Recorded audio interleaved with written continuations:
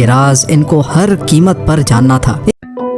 زمین سے 480 فیٹ اونچے 4500 سال پرانے اس پیرامڈ کے اندر ایسا کیا تھا جس کو صرف دیکھنے کے لیے ریسرچرز نے ایک روبوٹک کیمرہ پیرامڈ کے اندر بھیجا۔ ایک جگہ پر آ کر روبوٹک کیمرہ رک گیا کیونکہ اب اس کے سامنے پتھر کا ایک سلیب تھا۔ ریسرچرز کا ماننا تھا کہ اس سلیب کے پیچھے ضرور کوئی ایسا راز چھپا ہے جو پچھلے 4500 سالوں سے دفن ہے۔ یہ راز ان کو ہر قیمت پر جاننا تھا، اس لیے انہوں نے روبوٹ کے آگے ایک ڈرل مشین لگائی جس نے اس پتھر کے سلیب میں باریک چھید کر دیا۔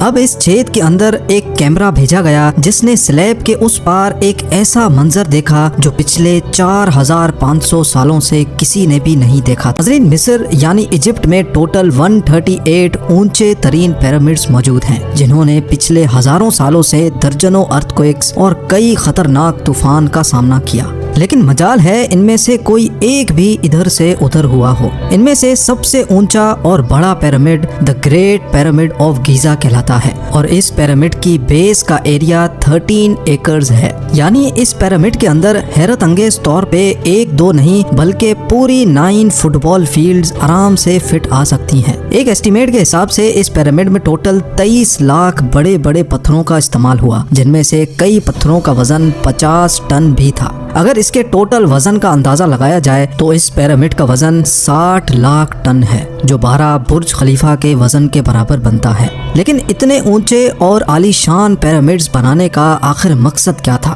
ہزاروں سال پہلے جب انسان کے پاس کوئی ٹولز بھی موجود نہیں تھے، تب ان پیرامڈز کی دیواروں کو کیسے انچ بائی انچ لیول کیا گیا؟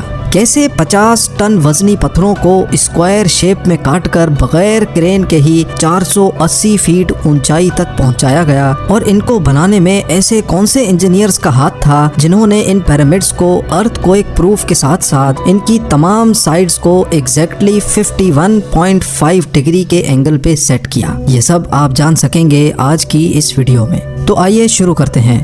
چیلنج نمبر 1، کئی صدیوں سے مختلف ریسرچ ٹیمز اس پیرامڈ کی کنسٹرکشن ٹیکنیک جاننے کے لیے سر جوڑ کر بیٹھی تھیں کہ آخر اس پیرامڈ کی ہر side exactly north, south, east اور ویسٹ پہ بغیر کمپس کے کیسے سیٹ کی گئی ہوں گی۔ کئی ایکسپرٹس کا ماننا ہے کہ اس ٹائم کے آرکیٹیکٹس نے سب سے پہلے ایسی زمین تلاش کی ہوگی جو لاکھوں ٹن وزنی پتھروں کا وزن جھیل سکے۔ اس کے بعد پولر سٹارز یعنی وہ ستارے جن کی مدد سے ارتھ کے پولز کا پتہ پڑتا ہے، ان کی مدد سے پیرامڈ کی ہر سائڈ کو مارک کیا گیا۔ نہ کوئی کمپس اور نہ ہی کوئی آپٹیکل انسٹرومنٹ، صرف اس بیسک ٹیکنیک سے ہزاروں سال پہلے اس پیرامڈ کی ڈائریکشن سیٹ کی گئی، اور وہ بھی 0 ایررز کے ساتھ۔